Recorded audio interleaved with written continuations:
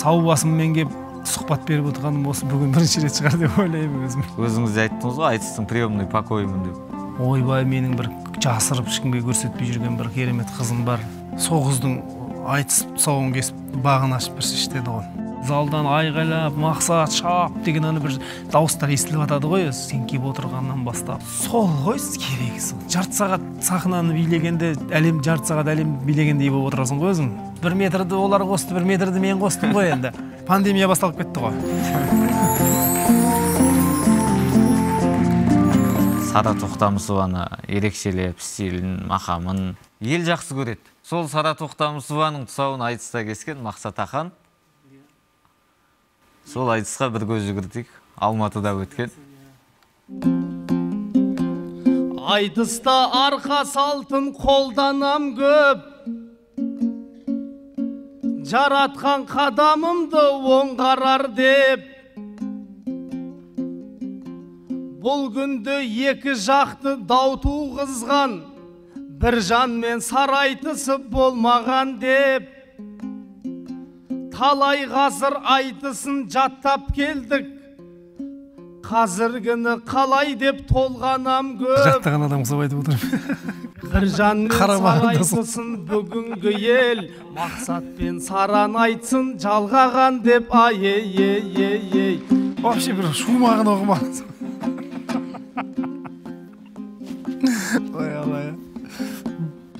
Жырыңа тербеліп жаным, әніңе елтейді сол кездің хит-әндері ма ана?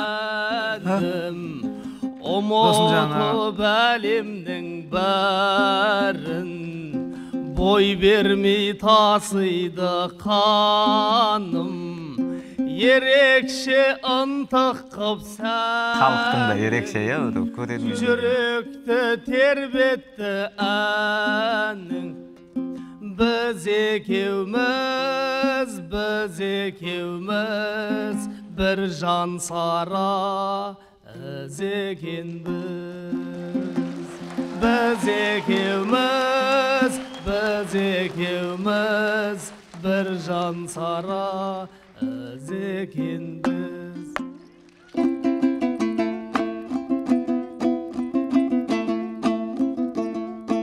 Төгілді сахнадан өсер жырың,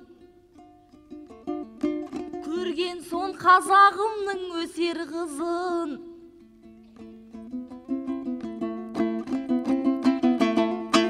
Бота түрсек бос белбеу боз баласың, армандаумен қыздарды өтер күнің.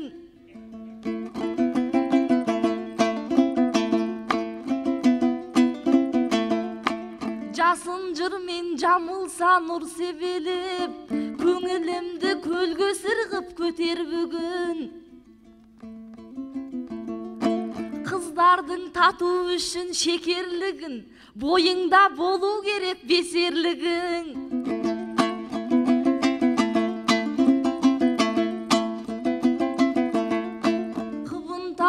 Мақсат ау қамданып қал, әйтпесе құр бекерге өтер күнің. Қырындап қоймауыңа қарағанда, көрініп тұр өлермен екендігің.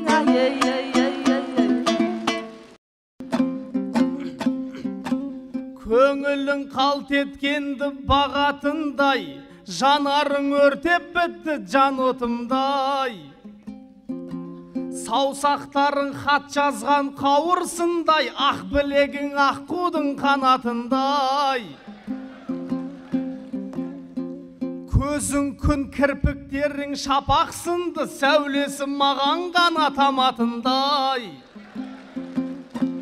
Сен қасымда болғанда налымасем, мен үшін қойса дағы таң атырмай.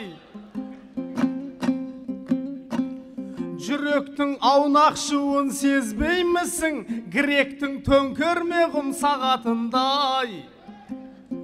Сара сенің сәніңе тіл жетпейді, сананы адастырған сафалтындай.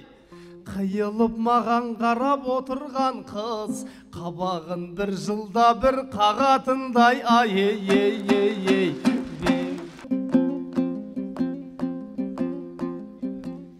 екеумізге дәл бүгін жаратқан алла жар мекен. Қолы жетпей талайлар сара қызға зар мекен. Құшағында өлген сараның менде де арман бар мекен.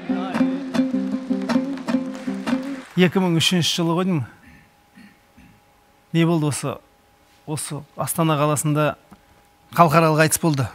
Меліс ағамыз баспай қалды ғой деймін. Қырғыздар келіп айтысатын да. Түріктер келетін, Түріктер келетін, иә, сол. Сол айтыста Сиязбек ағамыз, семейлік марқұм ағамыз, осы бүкіл Семейдің Наркескен ақындар мектебінің жетекшісі, Ринаттың алғашқы ұстазы Ринат ең үлкен, ең бірінші шәкірті болған, сол кісінің жақсы араласқанбыз. Сол кісі осы Астанадағы айтыста жүргенде айтты: ойбай, менің бір жасырып ешкімге көрсетпей жүрген бір керемет қызым бар. Ертең бір айдан кейін Алматыда жаңа тілге арналған ба айтыс болайын деп жатқан, майдың 3 күні ма, бір ұмытпасам. Соған соғыздың айтыс тұсауын кесіп бағын ашып берсеш деді ғой. Соны алып келіңіз дедік қой енді сол айтысқа. Сонда келгендегі айтыс қой жаңағы Сараның. Жалпы енді соны қаншама бүкіл қыздармен айтысыппын өзі. Күллі Ақмарал әпкемнен басқа күллі қызбен айтысыппын сахнада. Сізбен айтысқан ақын қыздар бірден жұлдыз болып кетеді менің байқайтындарым. Сіздің қызбен жігіт айтыстарыңыз елдің ішінде ерекше кеңінен тарайды. Мүмкін соның да әсері шығар. Соның да әсері шығар. Мүмкін қасиет бір киеңіз бар шығар. Мен өзім ойлаймын, осы қыздардың ішінен озығы, ең жүйрігі заманындағы өзінің кезіндегі неде біздің Айнұрдың алдына түсетін ақын жоқ шығар деп, қыздардың арасынан. Айнұрдың шапшаңдығы, Айнұрдың шаппа-шап келгенде суырып салып, анау-мынау еркектің қалпағын қайырып жібереді ғой, Айнұр, білесің ғой. Жүлде алма, бірақ бұл ертең сағынатын дәурен, ертең еске алатын дәуір. Былтырғы бір сұхбатыңызда мен көрдім, кейде айтысқа келгеніме өкінем деп те айттыңыз. Осы дүниені сарапқа салсақ, өнерге өкінішіңіз, өкпеңіз және сахнаға деген сағынышыңыз таразыда қайсысы басым тұрады? Айтысқа келгеніме өкінем деген бір бала күнімде хоккейді жақсы көргенмін. Өтте хоккей деген спортты әлі күнге дейін жақсы көремін өзі. Егер Құдай ұл берсе, хоккейші қыламын деп ойлайтынмын өзім. НХЛ-да жүрмесе де КХЛ-да ойнайтын бір мықты хоккейші ұлым болады ғой деп. Өзімнің армандағаным да сол. 4 жыл қатарынан лучший нападающий атағын алғанмын. Мектеп табалдырығынан бастап кәсіптік техникалық училищеде оқыдым. Ода жүргенде де, одан институтқа келіп бірінші курс оқып жүргенде де барып соңғы рет ойнап тағы үздік шабуылшы атанғам. Көрші Жеңіс Қорабаев деген әкем болды. Көршіміз, үй арасында үй жоқ.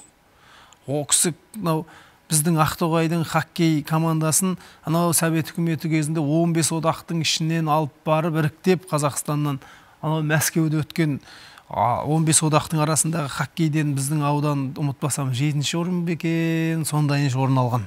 Сон мені осы 3-4 жасым, 5 жасымнан маған келетін ұлдардың конький болмады. Ақ конькилер болатын қыздардың алдында, мынандай кедір түртіктері бір сондай конькиді кигізіп барып, шананы сүйретіп жүріп, мұзда үйреткен мені. Қыс басталса тоқырауын жайылады бізде. Өзім өзеннің жанында тұрам бір 50-70 метр біздің үй өзенге жақын. Қыс басталса болданы мал сабақтан келе сала, киімді шала жаншар шешіп, жаңағы конькиді лесап, мұз кететін біз ғой сол. Өкінішке орай біздің Қазақстанда ол кезде мынандай мүмкіндік болмады. Қазақстанда хоккей дамымаған. Содан бір айтқаным, жаңағы бір сағынышпен хоккейді сағынып отырып бір айтқан шығармын енді айтысқа келген. Ал бұлай енді бір бәлендей. Енді бұл тағдыр ғой, Алланың, оған бәрібір өкпелей алмайсың ғой. Бірақ сахнаны сағынатынымыз рас енді. Осы 3 жылдың өзінде де ерекше болған шығар сағынышыңыз, иә? Иә. 3 жылдың ішінде де өзім 40-қа келген кезде өз қоям ғой деймін, осыны қойдым ау деп өзім солай топшыладым. Бірақ қоямайтынымды да білдім, іштей сезіп жүрдім. Сол менің неме орай пандемия басталып кетті ғой. Сол пандемия басталып кетті. Олай карада да ана біздің Шұғай бауырларымыз біраз айтысқа шақырып бақты. Сендер айтысып атқан халқы жоқ айтыстарды көрдім. Сосын болмайды дедім мен енді жаңағы халық үшін болмаса қазылар үшін, жаңағы бәйгі үшін бір не үшін бармаймын ғой, мен ғана әйтеуір ана қарсыласыммен бір қызбен айтысып, сол жерде өзім рахаттанып, ана халықты күлдіріп, халық рахаттанып атқан сол ләззат, сол ғой біздің іздейтін. Ал алдыңда шоқиып ана жерде бір 5-6 алдам отырса, бос орындықтар дейсіз ғой. Бос орындық бар жерде айтсамаймын мен. Өте ауыр болды біздің өзімізге, шынымен бар ғой. Ол деген ол қайғы қасірет қой, ол ақынға деген. Ана қолпашта бәйгедегідей ғой, мысалы. Көрерменсіз бәйгелерді шауып жүрсең, аттардың сезімі қандай болатынын білмеймін мен енді. Аны қиқулап отырмаса, сен домбыраны алып неткен бетте залдан айғайлап, мақсат шап деген аны бір дауыстар естіліп атады ғой, сен келіп отырғаннан бастап. Сол ғой керегі сол. Жарты сағат сахнаны билегенде, жарты сағат әлем билегендей болып отырасың ғой өзің. Жаңа басынан бастап айтып жатырмыз ғой, қыз бен жігіт айтысының нағыз маманы деп. Өзіңіз айттыңыз ғой, айтыстың приемный покойымын деп. Кез келген бір дүниені бастасаңыз да бәрібір қызбен байланысы болады екен. Жаңа хоккейдің өзінде алғашқы қыздың жаңағы аяқ киімін кидім деп жатсыз. Сіздің жастар өте сүйіп көреді айтыстарыңызды. Әлеуметтік желіде, тіпті TikTok-тың желісінде де сіздің айтқан шумақтармен жаңа неше түрлі видео түсіретіні бар, жаңағы шегенің қисығы бар, дүзуі бар деп. Одан бөлек YouTube-та да қаралымы өте көп. Бірақ екі жақты пікір болады. Кейбіреулер сынап жатады, кейбіреулер мақтап жатады. Бұндай пікірлерге қалай қарайсыз жалпы өзіңіз? Бір рет айтысып кетем ғой, мен өз айтысымды айналып ешқашан қарамайды екем. Өз айтысымды. Біріншіден. Екіншіден, өз айтысыңды қарамағанайын, оның астындағы пікірді де оқымайсың ғой. Бірақ енді сыртымнан жаңағы жазып, бір сынап атқан шығар, бірақ бетіме келгенде біреу сынап ондай әлі бір ондай не айтқан емес. Керісінше көрген адамның бәрі айтып, күліп, қуанып, жаңа ой қыздармен айтысқанда қатырасың деп айтып, қолпаштап, көпшік қойып жатады астыңа, сөйтіп құтыртып қоятыны бар енді сондай. Соған өзің бір масаттанып, іштей бір. Қазылардың өзі осылай құтыртады да, одан кейін бір Оралдың айтысында білем, бір 8 қойып жіберген кезі болды сіздің айтысқа. Оның алдында ой мақсат міне нағыз қазір қыз бен жігіт айтысын көреміз деп оған дейін мақтап келген қазылар. Сондай бір дүние жасаған менің есімде. 8 алатындай бір жерлерден бір кеткен шығармыз, бір кемшіліктер. Жүрсін ағам айтады ғой, ел былай түсінейін десе не былайға келмейді, былай нетсе тағы өзі кінәлі болып қалатын сияқты болады. Аңға шығатындарыңыз туралы айтатын шумақтарыңыз бар ғой. Кейде бір әгі жаңа қолпаштаумен, қыздымен бір түсіп кетіп ататын жеріміз бар шығар, белден төмен түсіп кетесің, сол кезде балыңда түсіп кетеді ғой. Ондай болып тұрады енді, ақын болғаннан кейін енді бір сөз әрі бір сөз бері түсіп жатады ғой. Қазының 8 емес, халықтың лебізі ғой ең бастысы. Сол ғой. 2002 жылы алғашқы үлкен сахнаға деп жатырмыз. Негізі біз білетін Мақсат Ақанов 99 жылы Ұлытау үні атты фестивальде тұсауы кесіліп, үлкен сахнаға сонда шыққан, Жүрсіні жоқ демесең, республиканский үлкен айтыс сол болған негізі. Менің ең бірінші тұсауымды кескен. 99 жылы Ұлытау үні фестивалінің соңғы фестивальдары болса керек, Жезқазғанда айтыс өтті. Каргудан мен студенттер айтысының бас жүлдесін алдым. Осы Аманжол ағамыз төраға болып, мен студенттер айтысының бас жүлдесін алып, Жезқазғанға жіберген. Ұлытау үні аясындағы фестивальға қатысып қайтшы деп. Барып сол жерде жаңағы Әнуар ағамызбен бірінші Айтақын ағаммен айтысқам. Айтақын ағам сол кезде тұсауымды кескен. Бекарыс Шойбеков ағамыз айтыстың бас жүлдесін алған. Ойбай, бір керемет алапат айтыс болған. Биік болтыр айтыстың, шаңырағы қандырғандай көлімді, балбұлағы қайлайлым, қасымден де қарағанды, қаңылағы тастан тасқа секірген, ағылағы қайлайлым.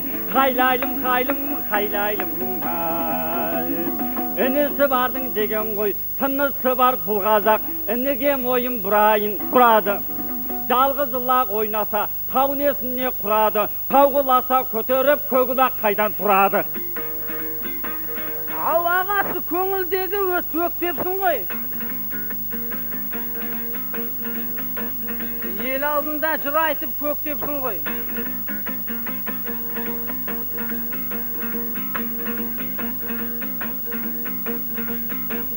Талай жыл сахнаның төрін бермей, сүмбілі жырларыңды төккенсің ғой. Өмір бойы жер тарпып өтсең дағы, биіктеп аға sıra кеттепсің ғой ай.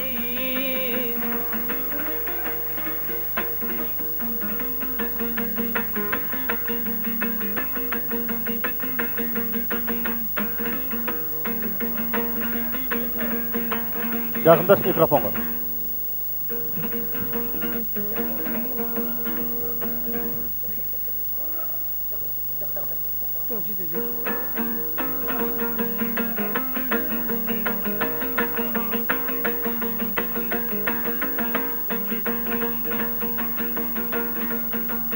Ақындар шырқатып ей,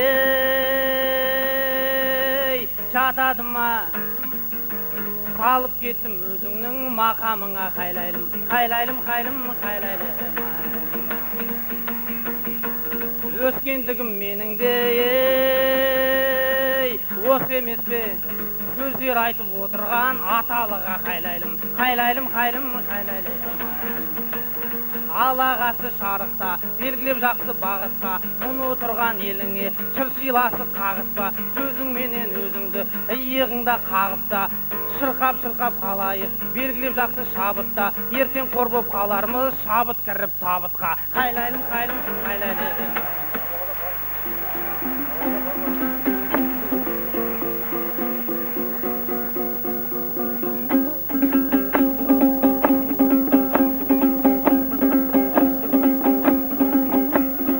Sen de jürük ekesin ey,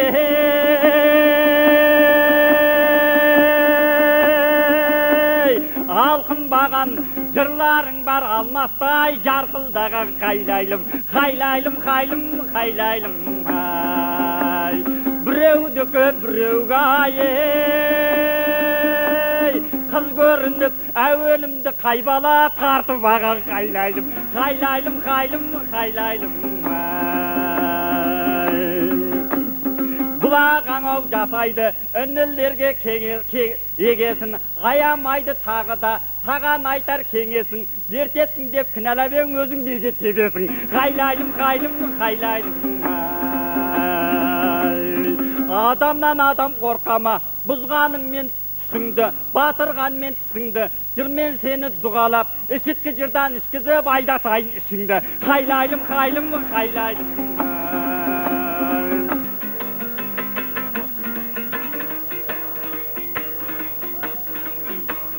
ау кез келсе өзіңізге қарасатын,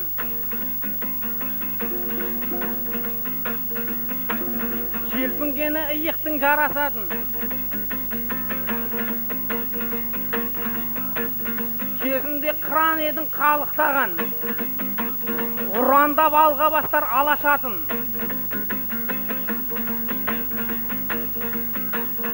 Бүгінде байқалып ау қалыпсың ау, мініп ап 40 жастың ағашатын. Желпініп осы жаққа келгеніңде, баламенен кез келді таласатын ай.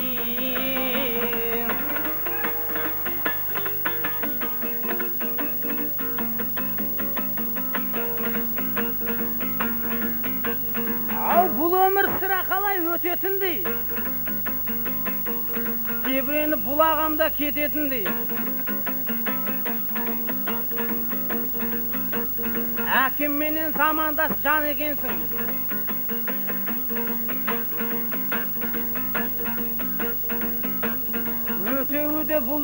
өтеуі бұлағаның өтетіндей. Әкелік ақылыңды айтшы маған, мәңгілік өміріме жететіндей ай.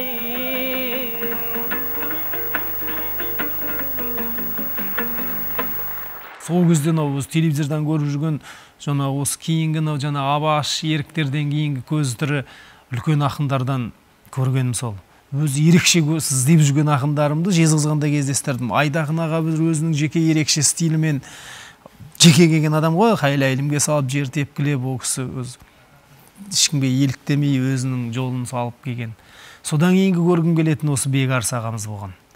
Мен енді қазақ тарихында Бекарыстай әлі айтыс ақын кездестірген жоқпын. Нағыз айтыстың ақыны деген қандай болу керек десе, мен айтар едім Бекарыстай болу керек деп. Бекарыс ағамыз өткенде бір сұхбатында сізді мақтап отыр, міне ерекше ілтипатын білдіріп. Өте күшті ақындар бар бізде. Тіпті жаңағы біздің, мен өзімде солаймын деп ойлаймын, жаңағы қарсыласқа тәуелді болып қаламыз көбінесе. Көптеген мықты ақындар бар, қарсыласының осал мықты екеніне қаралмайды. Тіпті осал болса да ол сол айтысты алып шығады. Сондай ақындардың өзім қатты бағалаймын. Соның бір осы Еркебұланда Мақсат Аханов қандай керемет айтыстар жер. Қыз бен жігіт айтысының серісі, оның төресі Мақсат Аханов. Ондай ақынды мен өзім көрген жоқпын. Бекарыс ағадан андай жылы сөз естігенде мен өзім жүрегім жарылып кетеді даған енді, ол рас. Іштей бәрі сезеді деп ойлаймын Бекарыстың мықты екенін, оның алдына ешкім түспейтінін. Бекарыстан таяқ жемеген ақын жоқ шығар, сенен басқа. Бәріміз таяқ жеп шықтық. Ал енді Бекарыстан анандай жылы мақтау сөз есту деген. Әбілқайыр қазақтың ұлы ақыны оны жеңу деген секілді. Тура сол сияқты. Бекарыс ағамен осы Жошы ханның басында екеулеріңіз айтыстарыңызда. Ойбай, сонда анау. Соны айтып беріңізші, өз аузыңыздан естейікші. 2014 жылы бір күні Жүрсін ағаға хабарласты осылай. Ұлытауға күллі үкімет адамдар жиналып бір құрылтай өткізейін деп жатыр деді. Алаша ханның басында деді. Сол жерге бір 2-3 пара айтыс керек болып тұр деді. Сен Бекарыспен айтыс берсеші деді. Ол жерде қазы болмайды деді. Жүлде жоқ деді. Жаңа показательный көрініс айтыс. 2 деді. Біреуі Иранғайыппен әсем айтысады деді. Тосын енді жарайды, мен қазы болмаса, жүлде өтікпесе, онда қорықпайсың ғой Бекарыстан. Содан бардым жаңағы. Бекарыспен өз бірінші рет, соңғы рет айтысқаным болсын дедім. Мен өмірі бір айтысқа бір қырылып, бірінші жұпқа дайын болсам да, екінші жұпқа өмірі дайындалмай барыппын ғой мен айтысқа. Бекарыс ағамен кездесіп, сояқтан еттік, бір кезде бастадық айтысты. Айтыстың Жошы ханы Бекарыс келіп отыр дедім. Бекарыс айтты бір кезде, не дейді екен, бірдеңе мақсат бұған. Теуіп кетіп, Жошы хан деп мақтап теуіп кетіп жүрмесін. Бірде ақсақ құлан дегендей. Мақсат бұған, ақсақ құлан деп, Бекеңнің ұйқастарының өзі. Біздің көбісінде ақындар ұйқасқа жұмыс істеп кетеміз ғой. Ұйқасқа басын қара өлеңнен құрап ап, бірдеңе құрап әйтеуір. Бекарыс ағаның бір керемет шеберлігі, ұйқастардың бәрі Бекеңнің ойына жұмыс жасап атады ғой. Басынан бастағаннан Бекең өзі артындағы түйінге жұмыс жасайды ғой ұйқастарының бәрі. Керек кезде ұйқасты сындырып та жібереді, ой үшін құрбандыққа да шалып. Ойбай, о жағынан енді. Алдында анау нелер болған? Конференциялар болған. Ғарифолла Есім ағамыз бастаған керемет профессорлардың бәрі Алашан ханда жатқан Шыңғыс хан деп бір айтты. Жошы ханды ақсақ құлан теппеген, ол балай болған, тарих деп жатыр, содан бірдеңе құлаққа ілініп қалған. Өзімше тұрамды айтам ғой жаңағы. Ол Жошы хан деген қаған, Шыңғыстың ұлы қағанды ақсақ құлан қалай тепкен, ұйқас сонымен бітеді ғой. Бекең сонда айтты ғой. Дейсің бе, ақсақ құлан қалай тепкен, тарихқа көз жібертіп талай өткен. Ол деген кет бұғаның кереметі қағанға жеткізуді қолай еткен. О кезде де саясат бүгінгідей билікке бірден айту оңай деп пең. Заманбек өзін өзі қалай атса, ақсақ құлан Жошыны солай тепкен деді ғой. Болды ғой енді жер. Не дейсің енді? Болды ғой. Болды ғой. Соны айттым, осы ішімнен айттым, осы Бекарыспен алғашқы және соңғы айтысым болсын дедім.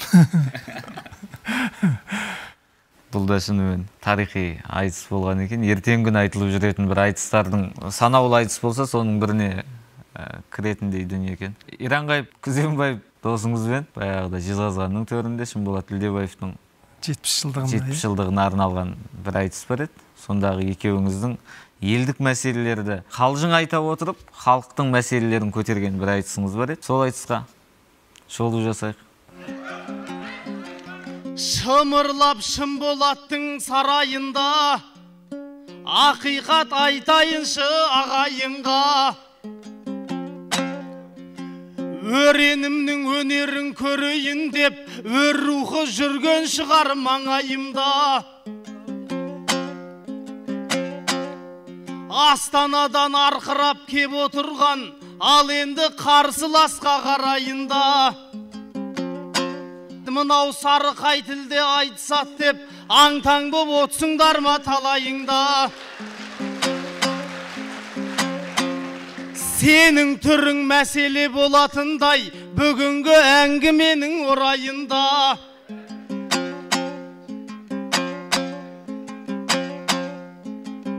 Бойына шабыт қысса сайрамақ кім, көңілін көрерменнің жайламақпын. Шын Болаттың тойына кеп отқанда, орыспен айтсам деп ойламаппын. Сен менің намысыма қатты баттың, әйтсе де адымымды нақтылаттың.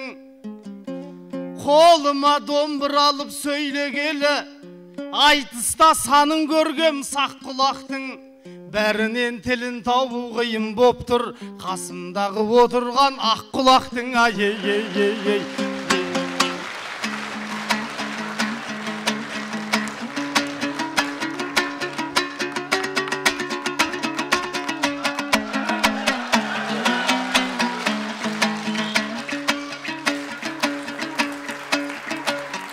Сап-сары ұрпақ едім сақ бабаның, түрім сары болғанға мақтанамын.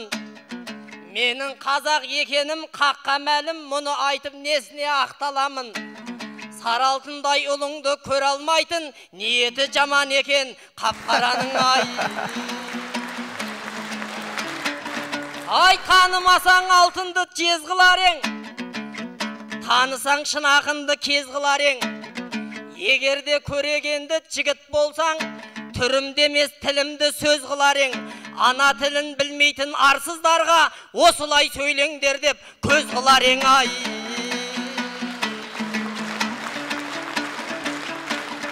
ай, бәйге десе қолына қамшы алатын, айтыс десе алдына жан салатын. Сен деген мықтылардың мықтысы едің, Қарағандыдан шықса да қанша мақын. Өйткені Ақтоғайдың баласысың, адам түгіл иті де ән салатын. Сондықтан шындықты айтшы шырылдатып, тәмәмел таңдай қағып тамсанатын. Ай,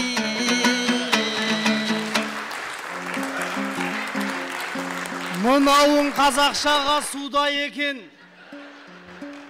желпінсе желбіреген туда екен. Тілінің ашшылығын қараңыздар, Платоннан бөлінген уда екен. Шабысының қараңдар шапшаңдығын, айдыннан қазілетін құда екен. Тойында шын Болаттай шын алыптың, ақиқат ақ сөйлеуді құбалып қыл. Халықты аз болмай тұр жасқағандар, тамырды балталауды бастағандар.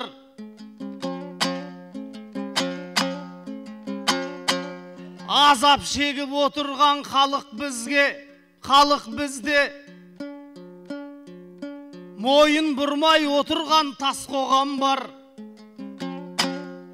Байқоңырың өзіңде тұрған менен, өзгеге берік қойған масқараң бар. Шетелдің зымыранын ұшыру үшін Сарыарқаның саласын ластамаңдар. Қаныштың ізі қалған құтты жерге ғарыштың қалдықтарын тастамаңдар. Көңілін көкдөнендей көсілер мет, сөзімді түйіндейін осымен дөп. Полигонның зардабы зарықтырып, шын Болат шырылдаған есілер боп. Ал бүгін Платонның зымиянын ақындар шығармасын есінен дөп. Бет бақтырмай отырған бетбақтарды бетбақтың даласына көшірер мет. Ағайын сонда ғана сорың тарқап, көп істердің түйіні шешілер мет.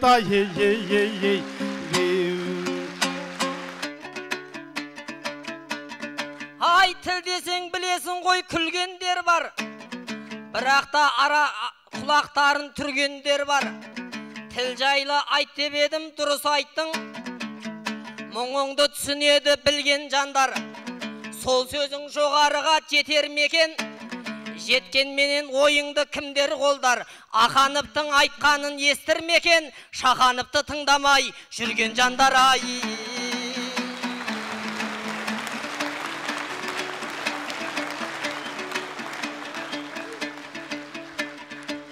Айтыс деген ағайын көкпар мекен? Шындықтан асқан өзі отпар мекен? Барлығын көшірер мет дедің жаңа. Бұл сөзіңді ағалар жақтар мекен? Төбемізден жауатын протоннан Құдай бізді тағы да сақтар мекен? Жоғарыда отырған ағаларым ел сенімін ендігі ақтар мекен? Жаңағы өзің айтқан бетпақтарда бетпаққа келетіндей бет бар мекен ай. Өзің жақсы білесің ғой, мен сендердің Қызылордада, Шиеліде, жаңағы Балабиде жылда бір барып, аунап-қунап жататын жерлерімнің біреуі ғой енді. Өзіңнің де анаңның қолынан талай күнде шай ішіп, дәм татып, әкеңнің қасында жүріп, огород суарып, жүзім жеп жүрген кездерімнің бәрі әлі есімнен кетпейді. Ироштың анасының батасын алдық, қолынан қанша дәм таттық. Осы Асанәлі ағамыз бастаған, жүрсін жездеміз қостаған, қаншама Еркебұлан бауырым бар, қаншама ақын 10 күн деп, 20 күн деп жатқан кездеріміз болған. Сол Шиелі Балабидің ауылында Жанқожа Батырдың тойы мен Шиелінің Сабан тойының арасында бір жаттық қой, балық аулап, қаз атып деген үйрекке шығып. Жүрсінге аңға шыққанбыз деп жүргендерім негізі сол. Сөз қылып әдебиетті, біз бірақ шығушы едік мәдениетті дейтін кездер. Иранғайыппен айтысқан көңілді ғой өзі. Сөз Иранғайыпқа не айтам деп ойланбайсың ғой. Мысалы, бір ақындарға ойланып қаласың, не айтам, не айтам. Иранғайыпқа не айтам деп, бетіне қарасаң өлең туа береді ғой, түріне қарасаң аузыңа өлең тола береді өзі Иранғайыпқа. Ирош деген сондай бір өзі ерекше бөлек келген, өзі айтқыштығы да керемет, өзінің бір сойып қалатыны бар. Жүрсін ағамның ауылына бардық, жездемнің ауылына балық аулауға бардық. Бір күні мен Жүкеңді Қоскөлге, өзінің ауылына Қоскөлге балық аулауға шақырдық. Сосын Жүкең келді, Иранғайып бар. Жүкеңнің жаңағы ата-бабаларының жатқан қорымы бар екен, қалың қыпшақ жатыр екен, қалың нені. Сосын ана мал кірмесін деп ана колючий проволока тікенек сымдармен қоршап тастаған екен. Жүкең анау топырақты ұстағысы келеді, ана бір көк тасты сипағысы келеді, ана темірлер торлардан өте алмай жүр. Сосын сұрайды, әй, мынаның ішіне қалай кіремін десен, Иранғайып айтады, тірідей кіре алмайсыз дейді. Әзілінің бәрі ауыр солай. Оның бір айтқыштығы, тілінің бір удайлығы бар енді. Қоскөлге баратын сапарларыңыз ғой, 4 көлге. Қоскөлге жаңа балық аулауға баратын. Соның қызығын айтып беріңізші енді. Мынандай балықтар бар дейтін кез ғой. Тегінен жүзейма деген. Енді оны біздің бір бауырларымыз, Қоскөл жақтың бауырлары, Жүкеңнің өз бауырлары, қыпшақтың інілерім, менің Жезқазғанда тұратын әнші, асаба бауырларым бардың. Солар бір күні құтыртып мені шақырады.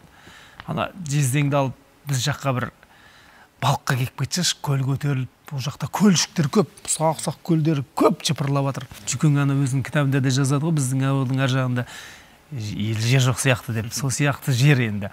Балық деген мынау ақындарға демалуға керемет нәрсе. Өзіңмен өзің қармақты лақты салып қойып суға сағаттап отырасың ғой ана жерде. Сол кезде бет алды отырмайсың ғой, жаңағы бірден ойлап отырасың, ұйқас құрап отырасың, өлең іздеп отырасың, ой қуып отырасың деген сияқты. Сондайға жақсы демалысқа. Жездемнің де жақсы көретінін білемін, балыққа шыққан. Сосын айттым мен, жездеміз звондап, ойбай ана бауырларың балыққа шақырып жатыр. Сіздің ауылда жаңағы 1 метрден асатын 2 метрге жақын балықтар. Мен енді ана балалар қосып 1 метрді олар қосты, 1 метрді мен қостым ғой енді. Не болып кетті бұл дейді, өзі көлден шығып қалды ғана балықтар дейді, Жүкең айтады. Бізде өзі көлдердің өзі анау 2 метр балық шықса, өзі балықтың құйрығы шығып қалады ғой судан дейді. Менді көресің ғой дедім, келіңіз дедім. Жезқазғанға ұшып келді, самолетпен күтіп алдық. Әр жақтан менің ана Жезқазғанда біраз достарым бар, бизнесмен, ауқатты, бір керемет, атымтай жомарт достарым бар, ағаларым бар. Сол кісілер көтеріп, шашбауымызды көтеріп, әлпештеп әлдейлеп еркелетіп алып барды жаңағы. 2-3 джиппен шықтық Жезқазғаннан, барды Қоскөлге жеткенше де Жезқазғаннан әрі қарай біраз шақырым енді. Жол енді. Содан барып, шаршап, шалдығып, жетіп, ертеңінде балыққа кірістік. 2 көлге ұзыннан ауғырып келдім барында. Сосын наяққа келдік та, өзіміз қармақ салып, шетінен ұстап салып отырдық. Жоты қармаққа әрі балықтар түспей жатыр екен.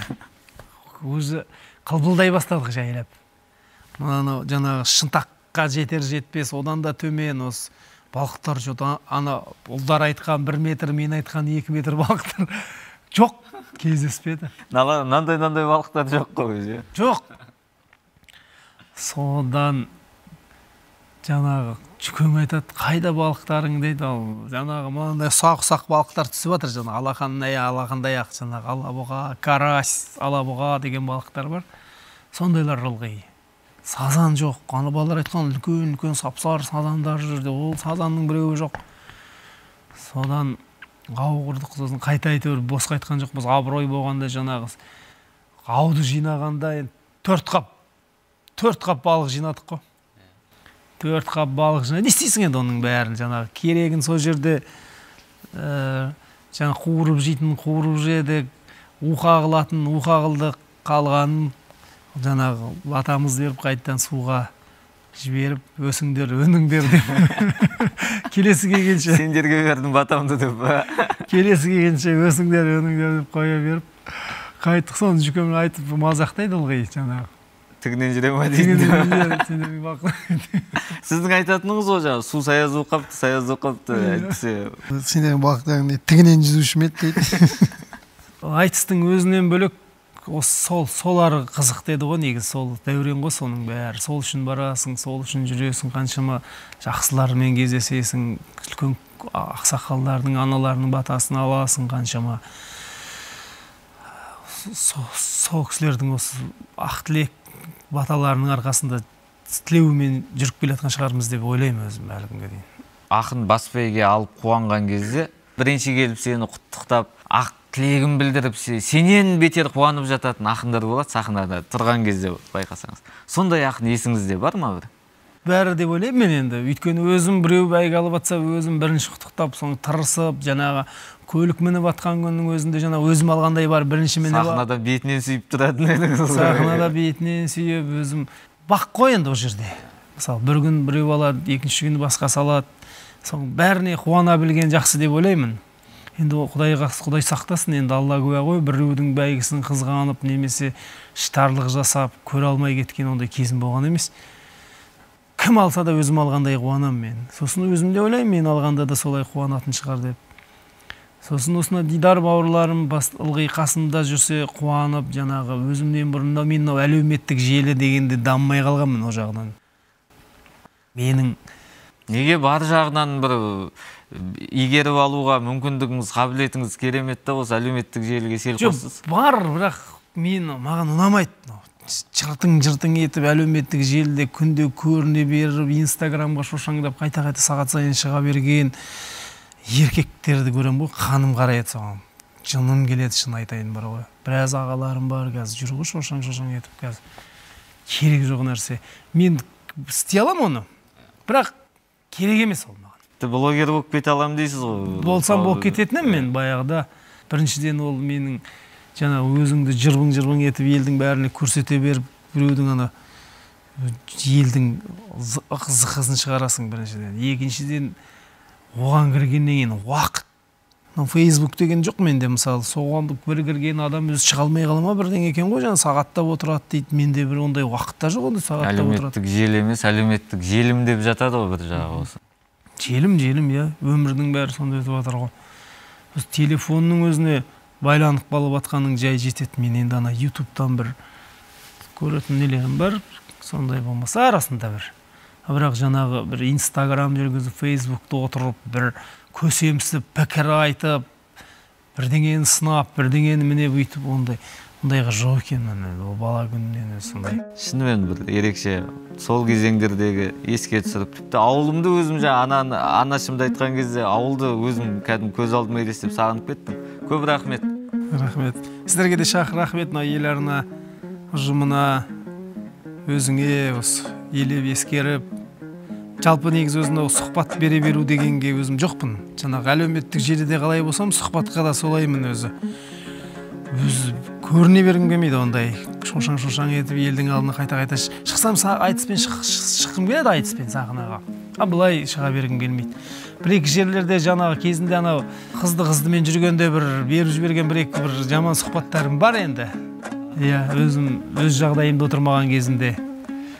Сондайларда біреулер пайдаланып кетіп атқаны болмаса, былай сау басыммен кеп сұхбат беріп отырғаным осы бүгін бірінші рет шығар деп ойлаймын өзім. Қылшылдаған қырықтасыз. Баяғыда бала жамбылды ойнаған Мақсат Ақанов ертең дана жамбылдың жасына келгенше қолынан домбырасы түспесін. Әмин. Халықтың алдында қадірлі қария болып, осы айтыстың ардагер абызына айналыңыз. Бала күнгі арманым дедіңіз ғой, осы хоккейден үлкен чемпионатта жүру. Сол арманыңызға Алла қаласа ұлыңыз жетсін. Әмин. Сол күнге жетейік. Ақыннан бір шумақ өлең қолтаңба болсын. Балғынбек ағамызбен аяқталып тұр екен. Ел арнаға ма?